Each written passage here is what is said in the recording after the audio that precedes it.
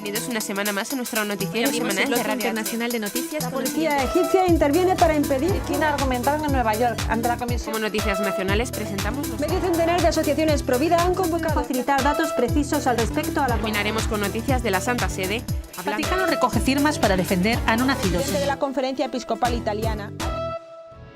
Bienvenidos a nuestro noticiario semanal de Radio HM. Esta semana les saludamos Teresa Pérez e Isabel Jordán. Misión de la Misericordia, así se llama el enclave evangelizador en el que trabaja el sacerdote español Christopher Harley Sartorius. De Miami a Etiopía. Ella solo quería un poco de aventura, pero en los pobres encontró a Jesucristo. Fiestas, macroconciertos hasta el amanecer en las playas de Miami, continuas peleas con sus padres. Así era la vida de Teresa de Jesús, una joven universitaria de 20 años. Hasta que el curso pasado llegó a su casa en Miami un sacerdote amigo de sus padres, el misionero español Christopher Harley. Tras presenciar una monumental discusión de varias horas entre Teresa y sus padres, el sacerdote decidió invitar a la joven a pasar el verano en su misión de Gode, Etiopía. Teresa no iba a vivir aquello sola. 12 jóvenes católicos españoles y 4 mexicanos la acompañaban. Juntos iban a realizar un campamento de verano con los niños de una aldea musulmana. Sus casas eran chozas de barro y el único edificio real que había para cientos de personas era un colegio que la Fundación Misión de la Misericordia había construido para ellas, relata. Cada mañana después de la misa y un rato de adoración, los jóvenes acudían a esa escuela para jugar y bailar con los niños, enseñarles los números, las letras o sencillas palabras en inglés. Por las tardes, el grupo de jóvenes recibía catequesis y charlas de formación. Fue entonces cuando empecé a buscar de verdad quién era yo. El padre Christopher y una religiosa nos hacían preguntas que nadie más me había preguntado. Incluso cuando había estudiado en un colegio católico durante toda mi vida, las preguntas nos hacían plantearnos en quién queríamos convertirnos como personas, relata. Estas experiencias han hecho que el viaje haya tenido un fuerte impacto en la vida de Teresa y los jóvenes que la acompañaban. Varios de ellos decidieron alargar su tiempo de estancia en el país africano y no volver en la fecha que tenían prevista al finalizar el verano. Teresa fue una de ellos. Si el plan inicial era estar 3 semanas, finalmente se quedó 3 meses. La vuelta de Teresa a su vida normal en Miami no está siendo fácil. Teresa pertenecía a una familia católica y siempre había asistido a misa los domingos. Sin embargo, ha sido en los pobres de Etiopía en los que la joven ha encontrado a Cristo. Hoy abrimos el bloque internacional de noticias con los siguientes titulares. Drones, una nueva tecnología que llega al cielo. Cruz de la JMJ peregrina por Rumanía, rumbo a Cracovia 2016. Corea del Norte libera a misionero cristiano tras 2 años de arresto. Se celebra la primera misa en meses en la llanura de Nínive. Abiertas las inscripciones para Encuentro Mundial de las Familias Filadelfia 2015. Ukon Takayama, un samurái católico que fue admirado por los españoles, será beatificado en 2015. Devoción brasileña obtiene curación inexplicable de mujer no católica en Nueva Zelanda. Más de 3.000 universitarios romanos peregrinan a Orvieto, ciudad eucarística. Comentaremos también algunas noticias nacionales. La gran manifestación Provida del día 22 en Madrid ya cuenta con autobuses que salen de 48 ciudades. Primer encuentro entre 2 cargos nuevos, Felipe VI como rey y Osoro como arzobispo de Madrid. Los obispos del sur de España publican un documento para regular el uso cultural e institucional de las iglesias. Envió a su madre a la horca por un plato de arroz. Las huellas de Santa Teresa presentan nueva ruta por 5º centenario. España, todo listo para el primer Congreso Internacional de las Grandes Ciudades. Y como siempre terminaremos con noticias de la Santa Sede. Papa Francisco declara venerable al niño fallecido de cáncer en 1979. El Papa Francisco crea nueva comisión de obispos para afrontar casos de abusos. Terminaremos como siempre con la audiencia general. Este año, por primera vez en Chile, el Arzobispado de Santiago ha registrado la masiva procesión de la Virgen del Carmen a través del dron peregrino, nombre con el que varios de los fieles llamaron al dispositivo aéreo que volaba sobre ellos. Lo mismo ha ocurrido en la caminata al santuario de Santa Teresa de los Andes, en donde se congregaron más de 80.000 jóvenes, los que recorrieron cerca de 27 kilómetros de Chacabuco al Carmelo. El dron peregrino logró captar a los miles de fieles. Se trata de una nueva tecnología que viene a enriquecer significativamente la tarea evangelizadora de la Iglesia conocida como BANT, vehículo aéreo no tripulado. Este artefacto es una nave no tripulada manejada a control remoto que surgió como herramienta militar, pero que debido a su capacidad de portar cámaras, con el tiempo se ha convertido en un dispositivo multifuncional y de gran importancia para las industrias del cine y fotografía, así como para las ciencias medioambientales, logística, seguridad, entre otros. 30 años son los que lleva ya la Cruz Peregrina recorriendo los 5 continentes, acompañando a las nuevas generaciones en su encuentro con Jesucristo y en su preparación para las Jornadas Mundiales de la Juventud. y la de Cracovia 2016 tendrá un especial significado porque será la primera vez que se realice tras la canonización de Juan Pablo II, precisamente en su natal Polonia. En preparación al encuentro mundial que ocurrirá del 25 de julio al 1 de agosto de 2016, la Cruz de los Jóvenes ha peregrinado recientemente por varias ciudades de Rumanía. Jóvenes de Bucarest, Lugoj, Blaj, Timișoara, Cluj-Napoca, Sighetu Marmației, Baia Mare, Carei y Satu Mare, entre otros, acogieron la cruz junto con el icono de Nuestra Señora que llegó por tierra procedente de Moldavia. Entre los encuentros principales que han ocurrido durante la peregrinación, la Catedral de San José de Bucarest ha acogido la cruz y el icono mariano con una solemne celebración eucarística. De otro lado, jóvenes sacerdotes de la comunidad greco-católica acompañaron la cruz rumbo a la Catedral de la Santísima Trinidad de Blaj, donde también hubo una solemne misa. La cruz y el icono fue entregada a los jóvenes de Polonia por parte de los jóvenes de Brasil, país que acogió la JMJ 2013 el pasado domingo de Ramos, cuando se celebró localmente en Roma la JMJ. Durante junio los símbolos del evento mundial partieron a los países de Europa Central y Oriental, pasando por Bielorrusia, Lituania, Letonia, Rusia, Ucrania, Moldavia y Rumanía. Se prevé que en lo que queda del año peregrinen por Eslovaquia y República Checa.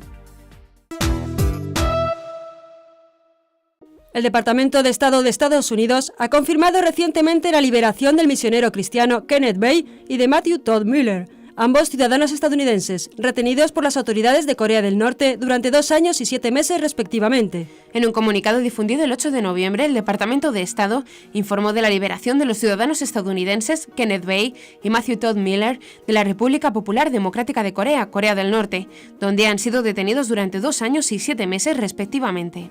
Kenneth Bae, misionero bautista, fue declarado culpable de los actos hostiles contra Corea del Norte en 2012 y fue condenado a 15 años en los campos de trabajo del país. Bae fue detenido cuando dirigía a un grupo de turistas que buscaba invertir dinero en el país con el fin de mejorar la vida de los norcoreanos y no por realizar proselitismo. Por su parte, Matthew Todd Mueller, de 24 años, fue arrestado tras llegar al país en un tour privado que recorrería Corea del Norte. También fue condenado a trabajos forzados. Este domingo 9 de noviembre, un sacerdote ha celebrado la misa ante un grupo de jóvenes en la iglesia caldea de San Jorge en la localidad de Telskov, situada en la zona de la llanura de Nínive, que se disputan los yihadistas del Estado Islámico y las tropas kurdas Peshmerga, y que ha podido abrir de nuevo sus puertas después de meses de abandono. El cura y los jóvenes están refugiados en el Kurdistán, pero quisieron acercarse a su localidad para celebrar la misa y dar testimonio de su fe y de su intención de no abandonar su tierra. La noticia la ha confirmado a la agencia Fides el sacerdote caldeo de Mosul, Pablo David Meko. La del domingo pasado, dice el padre Pablo, es la primera misa celebrada en una iglesia de estos pueblos de la llanura de Nínive, abandonados por la población cristiana a principios de agosto, ante el avance de la milicia del ISIS. Telskov, al norte de Mosul, es una de las pocas aldeas de la llanura que está ahora de nuevo bajo el control de los Peshmerga después de que los milicianos del ISIS fueran derrotados. A tan solo 15 kilómetros de distancia está Tel-Kaif, todavía en manos de los yihadistas. Estas aldeas estaban desiertas después del éxodo masivo de agosto por ser una zona atravesada por la línea del frente. El arzobispo de Filadelfia, Estados Unidos, Monseñor Charles Chaput, ha anunciado que ya están abiertas las inscripciones para participar del Encuentro Mundial de las Familias que se realizará en esta ciudad del 22 al 27 de septiembre de 2015. En una intervención en el marco de la Asamblea Plenaria de los Obispos de Estados Unidos, que se realiza en la ciudad de Baltimore, el prelado ha dicho que el Encuentro Mundial de las Familias es un momento de gracia para los católicos y gente de buena voluntad de todo el orbe. Por ello, estamos entusiastas. El arzobispo de Filadelfia ha señalado que en este importante acontecimiento para la Iglesia se abordarán distintos asuntos relacionados con las familias en los que nuestra fe se ve necesitada y es probada. Estas son las cuestiones que afectan a las familias no solo en Estados Unidos, sino a nivel global. Ukon Takayama, un samurái católico que fue admirado por los españoles, será beatificado en 2015. Esta noticia refuerza la posibilidad de un viaje del pontífice a Japón. De hecho, en el 2015, además de la beatificación del samurái de Cristo, la Iglesia japonesa festejará los 150 años del resurgir de los allí llamados cristianos escondidos, los Kakure Kishitan, citados varias veces por Francisco como ejemplos de fe cristiana, sobrevivientes a la persecución, manteniendo firme la fe cristiana. El gobierno de Tokio y la conferencia episcopal ya han invitado en manera formal al Papa a visitar el Sol Levante. Él dirigió ejércitos, pero siempre intentó limitar la pérdida de vidas. Como político se trató con los más poderosos, pero se mantuvo siempre independiente a las presiones y fiel a su conciencia. Fue un señor feudal, pero prefirió abandonar su feudo a abandonar a su señor del cielo. Era japonés, pero al morir en Filipinas hace 400 años recibió un funeral español con honores militares. Uno de los sucesos extraordinarios de la vida de San Antonio de Santa Ana Galbao, conocido por los fieles brasileños con el cercano título de Fray Galbao, inspira una devota tradición que recientemente es acreditada por Ilse Hanekon-Hull, una mujer sudafricana residente en Nueva Zelanda, como la causante de su milagrosa curación de un cáncer que afectaba sus pulmones. La beneficiaria del portento, quien no pertenece a la religión católica, recibe las llamadas píldoras de Fray Galbao, de una joven peregrina a la Jornada Mundial de la Juventud en Río de Janeiro en 2013. Las píldoras de papel de Fray Galbao, que recuerdan uno de los milagros acontecidos en vida del santo y que reproducen un particular método para pedir la intercesión de la Santísima Virgen. En el siglo XVIII, cuando el santo recibió la visita de una mujer que estaba a punto de morir a causa de cólicos renales, el fraile tuvo la inspiración de tomar un pequeño trozo de papel y escribir en él la frase: «Después del parto, Virgen inviolada, quedaste intacta. Madre de Dios, intercede por nosotros». El santo le dio a comer el pequeño papel doblado a modo de píldora y la mujer se repuso milagrosamente. Al recibir otros enfermos, San Antonio repitió la particular receta con idénticos resultados, de forma que instruyó a los religiosos a hacer lo mismo y la práctica persiste hasta el día de hoy, ligada a la devoción a quien es el primer santo brasileño. Desconociendo esta tradición, Jane Videtta se mostró temerosa de recibir el obsequio de la religiosa. En el mes de octubre de 2013, varios meses tras su peregrinación a Brasil, Videtta supo que una conocida suya, Ilse Hanekon-Hull, fue diagnosticada con un cáncer incurable y terminal. Se trataba de un sarcoma que comenzó en una pierna y se extendió hasta sus pulmones. Los médicos estimaron una expectativa de 1 año para la paciente. Ante ese diagnóstico, Videtta recordó el misterioso obsequio de la religiosa. Le entregó las píldoras a la mujer a pesar de su propio escepticismo inicial. La señora Hanekon-Hull tuvo una revisión el pasado mes de septiembre en la cual el médico constató que sus pulmones están completamente recuperados. Animando a los jóvenes a redescubrir la belleza de la Eucaristía, la diócesis de Romaja realizó el pasado sábado 8 de noviembre la 12ª peregrinación de los universitarios romanos a Orvieto, donde en 1264 ocurrió el milagro eucarístico por el cual se instituyó la festividad del Corpus Christi. Bajo el lema Eucaristía y Nuevo Humanismo, no tenían más que un pan, la romería ocurrió en el 750 aniversario de este milagro. A su llegada a Orvieto, los universitarios fueron recibidos por Monseñor Benedetto Tuzia, obispo de la diócesis de Orvieto Todi, quien les animó a vivir la Eucaristía en la vida cotidiana. La organización de la manifestación a favor de la vida, Cada Vida Importa, www.cadavidaimporta.es, pone un servicio de autobuses para que puedas asistir a la manifestación el 22 de noviembre y expresar tu disconformidad sobre la situación del aborto en España en la actualidad. Además, con motivo del 22N, un autobús serigrafiado con el logotipo de la manifestación Cada Vida Importa ha comenzado a recorrer las calles de Madrid informando sobre la defensa de la vida y la importancia de asistir al 22N. El autobús hará un tour hasta el día 22 en 15 colegios de Madrid. En su visita a los colegios, los voluntarios de Cada Vida Importa pondrán un stand para ofrecer sesiones informativas y repartirán las camisetas, banderas y pines para acudir equipados a apoyar la vida al 22N. Además, ya está disponible para Macintosh y Android la aplicación Cada Vida Importa. En la aplicación está disponible toda la información sobre la manifestación convocada bajo el lema Por la vida, la mujer y la maternidad. El rey Felipe VI ha recibido el viernes 7 de noviembre, a última hora de la mañana, al nuevo arzobispo de Madrid, Carlos Osoro, en el primer encuentro oficial que ambos mantienen desde que a finales de octubre relevó a Antonio María Rouco Varela al frente de la archidiócesis.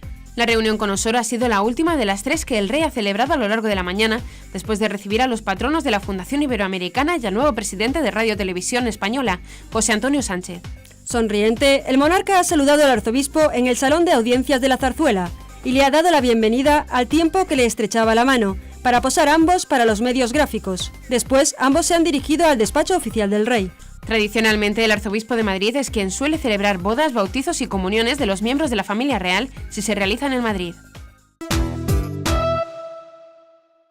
Los obispos del sur de España han publicado el documento titulado Usos extralitúrgicos de las iglesias dedicadas al culto, mediante el que se regulará a partir de ahora la celebración de posibles actos culturales, académicos, institucionales y literarios en las iglesias dedicadas al culto. Se trata de un marco normativo común para las diócesis de las provincias eclesiásticas de Granada y Sevilla, en el que los obispos establecen los criterios, las normas generales y particulares, así como los procedimientos que han de ser seguidos en cada caso concreto al solicitar dicha autorización.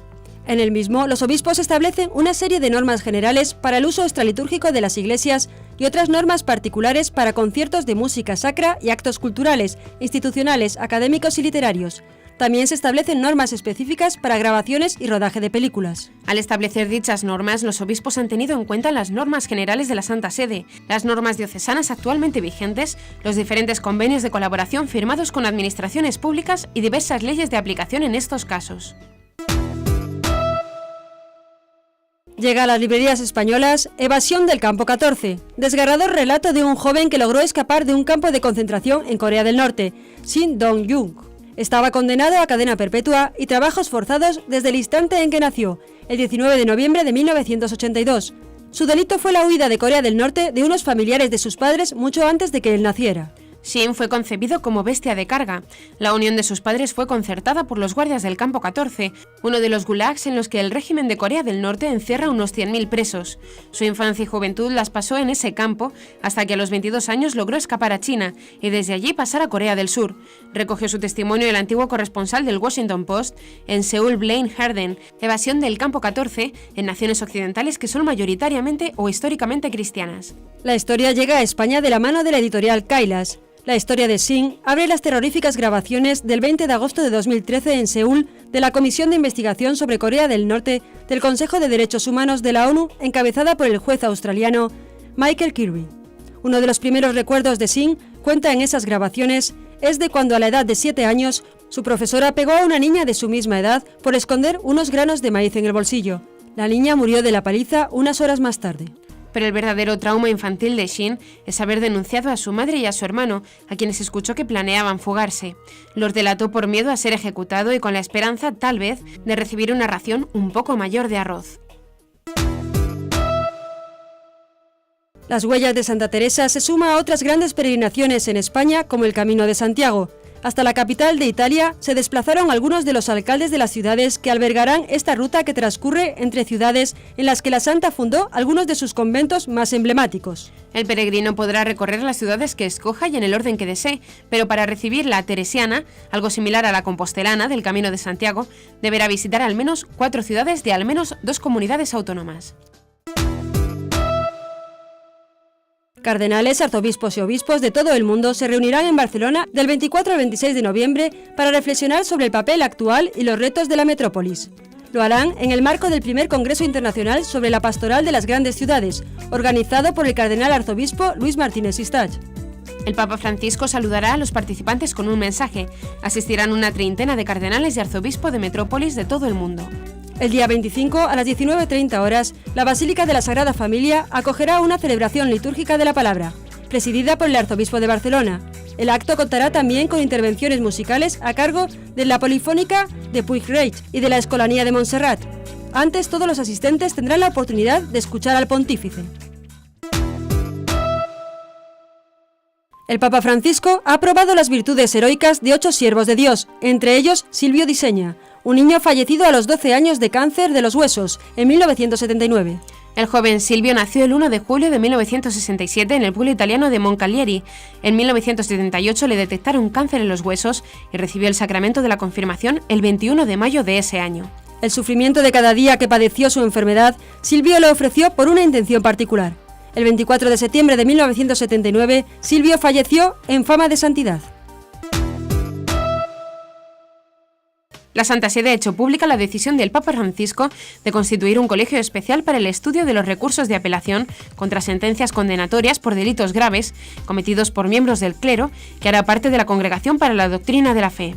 El objetivo de este nuevo órgano será garantizar la rapidez de los procesos y estará formado por 7 cardenales u obispos, sin necesidad de que pertenezcan a la mencionada congregación, pero que serán nombrados directamente por el Santo Padre. El pontífice ha establecido además que en el caso de que el reo posea la dignidad episcopal, su recurso será examinado por la sesión ordinaria, conocida como Feria Cuarta, que también podrá decidir casos particulares según el juicio del Papa.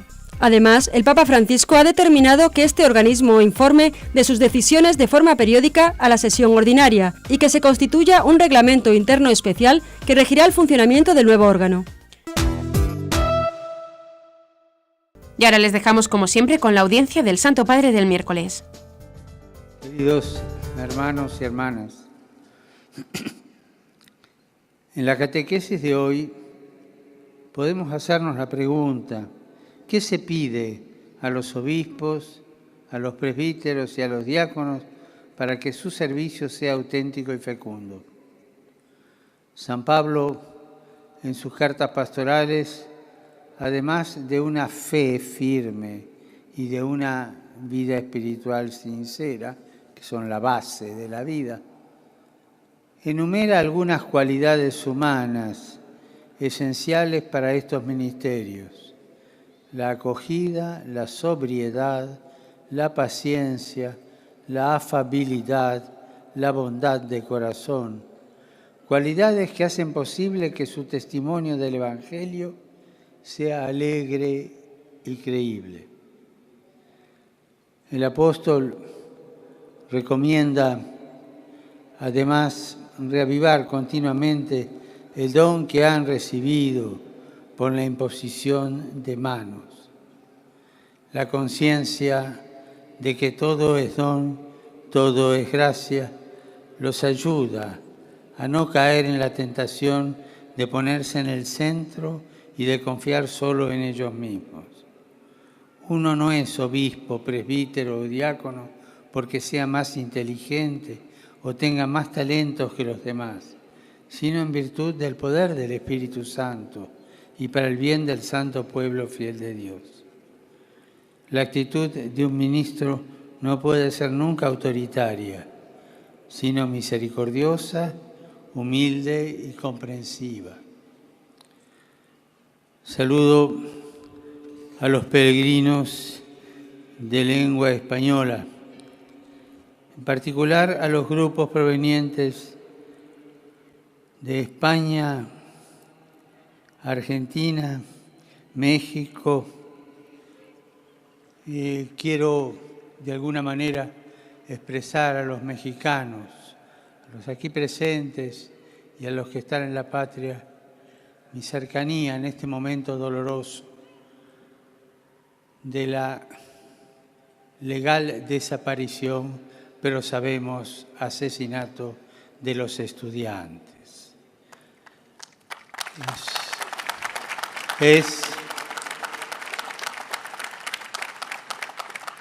Se hace visible la realidad dramática de toda la criminalidad que existe detrás del comercio y tráfico de drogas.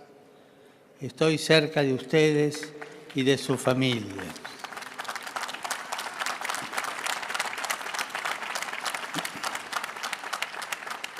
Guatemala, Chile. Me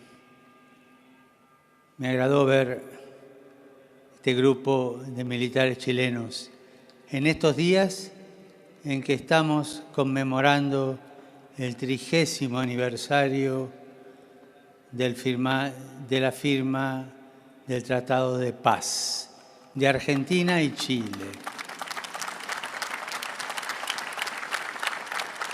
Los límites ya están claros. No nos vamos a seguir peleando por los límites. Nos vamos a pelear por otras cosas, pero no por eso. Pero hay una cosa que quiero hacer notar. Esto se dio gracias a la voluntad de diálogo. Solamente cuando hay voluntad de diálogo se solucionan las cosas. Y quiero también elevar un pensamiento de gratitud a San Juan Pablo II y al cardenal Zamoré, que tanto hicieron para lograr esta paz entre nosotros. Ojalá todos los pueblos que tengan conflictos de cualquier índole, sean limítrofes, culturales, se animen a solucionarlos en la mesa del diálogo y no en la crueldad de una guerra.